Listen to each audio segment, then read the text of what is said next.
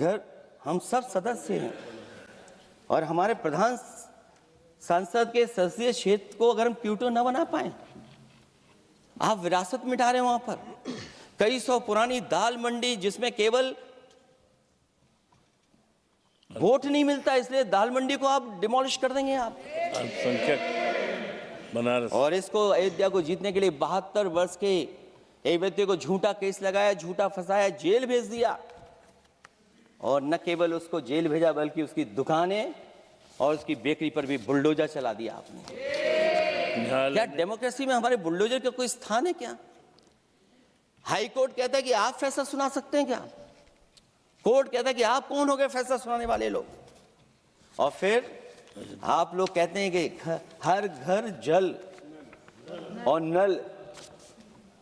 सभापति महोदय, इन्हीं के विधायक ने मंत्री जी को घेर लिया, इन्हीं के विधायक ने मंत्री जी का अपहरण कर लिया और ये कहते हैं कि हम तो, हमारे कोई अराजकता नहीं है। ये कहते हैं इन्वेस्टमेंट लाएंगे, हम एमओयू साइन करेंगे। सभापति महोदय, देश के प्रधानमंत्री, देश के सबसे बड़े उद्योगपति उत्तर प्रदेश पहुंचे थे, एमओयू साइन किए गए, लाखों करोड़ के एमओयू साइन हुए। और एमओयू साइन होने के बाद जमीन पर कितना उतरा ये बताए सरकार।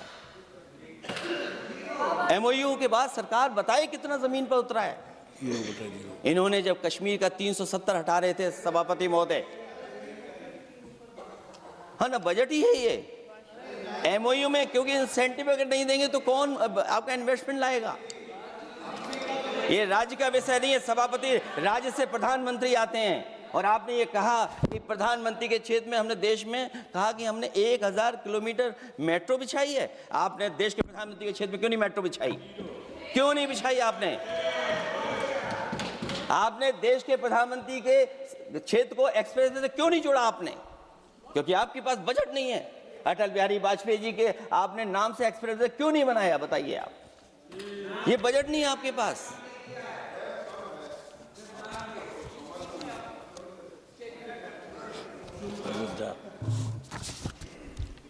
अयोध्या एयरपोर्ट घोटाला, एयरपोर्ट बनते ही पानी टपकने लगा। एयरपोर्ट तो दिल्ली का है, बजट तो दिल्ली ने दिया होगा। अयोध्या रेलवे स्टेशन, हमारे कन्नौज का रेलवे स्टेशन बनते ही गिर गया और गिरने के बाद अभी तक नहीं बन पाया। तो ये बजट का हिस्सा नहीं है क्या? आप वाटरवेज का बात कर रहे हैं, गंगा साफ नहीं है, आप पानी का जहाज कहां ले जाएंगे? बिहार में जाकर के रुक जाएगा। पिछली बार भी एक पानी का जहाज चला था, बनारस से जाते ही बिहार में रुक गया, जाकर के पटना भी नहीं पहुंच पाया।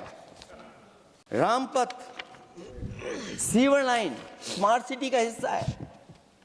आपका स्मार्ट सिटी कैसा है? इंदौर में पानी पीने से कितने लोगों की जान चलेगी सभापति महोदय? और कोई शहर बता दीजिए जहां कूड़ों का ढेर ना हो।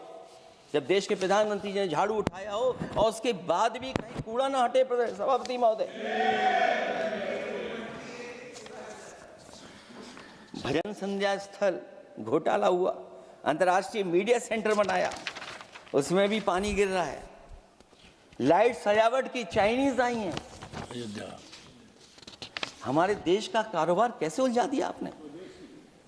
चीन और अमेरिका और थोड़ा बहुत रशिया, विदेश नीति तो असफल हुई है, लेकिन हमारा बाजार को भी पूरा बेच दिया। और चीन के सवाल पर सभापति महोदय, चीन हमारी जमीन पर भी निगाहें रखे हुए है और हमारे बाजार पे भी। इसलिए जो सरकार फैसला ले बड़ी सावधानी से ले। मैं कितनी बातें बताऊं वहां पर। सेना जमीन ले लिया, जमीनें जाने कहां चली गई हैं। इसलिए सभापति महोदय, ये बजट दिशाहीन है। ये 2047 में हमारा विकसित भारत तो नहीं बनेगा। और जिस तरीके से बेरोजगारी बढ़ी है, बेरोजगारी को लेकर के जो चिंता रही, हमेशा रहती थी, और जो सरकार ने बड़े बड़े फैसले भी लिए थे, जानकारी दी थी कि हम बेरोजगारी ऐसे दूर कर लेंगे। मेक इन इंडिया का जो सपना दिखाया था, आखिरकार मेक इन इंडिया का सपना कहाँ पूरा हो पा रहा है? मेक इन इंडिया का जो शेर था वो जंग खा रहा है सभापति महोदय। जो योजना लेकर के आए थे एम्प्लॉयमेंट लिंक्ड इंसेंटिव्स, सरकार बताए कि हमें कितना उसमें लाभ पहुंचा है। 2024-2025 के बजट में इन योजनाओं के लिए 33,000 करोड़ रुपए आवंटित किए गए थे, लेकिन खर्च कितना हुआ? 1,700 करोड़ रुपया केवल। एक आपने पिछली बार सपना दिखाया था कि इंटर्नशिप की योजना,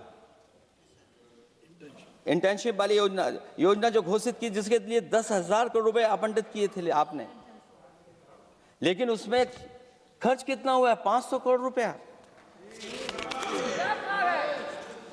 और जो लक्ष्य रखा था आपने रखा था 5 साल में 1 करोड़ लोगों को, लेकिन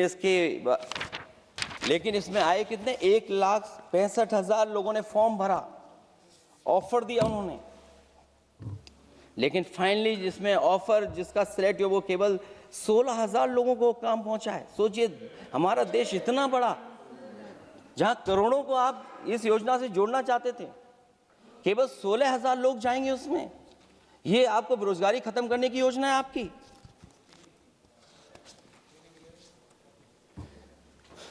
माननीय वित्त मंत्री जी के सदन के सामने स्थिति स्पष्ट करनी चाहिए कि मनरेगा एक महत्वपूर्ण योजना थी जिसमें गरीबों को ग्राम स्तर पर रोजगार मिलता था, राइट टू वर्क के अनुसार थी। इस योजना को समाप्त करते हुए आपने क्या नाम रखा है? बीबी राम जी। और हमारे राम जी कहाँ बैठे हैं? कहाँ है हमारे राम जी? पीछे बैठे, जिन्हें बचपन से हम देखते आए राम जी।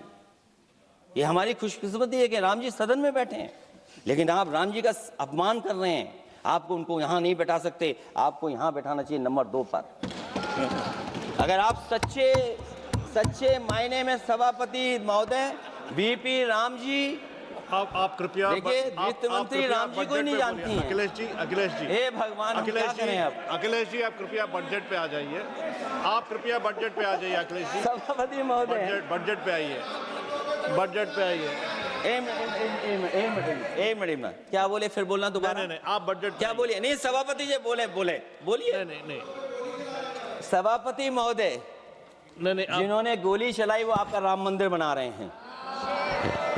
सभापति महोदय, जिन्होंने गोली चलवाई वो राम मंदिर बनवा रहे हैं। अगर कुछ पता ना हो तो जाकर के पूछ लेना, पता कर लेना। आधी अधूरी जानकारी के साथ मत आया करो यहाँ पर। अबे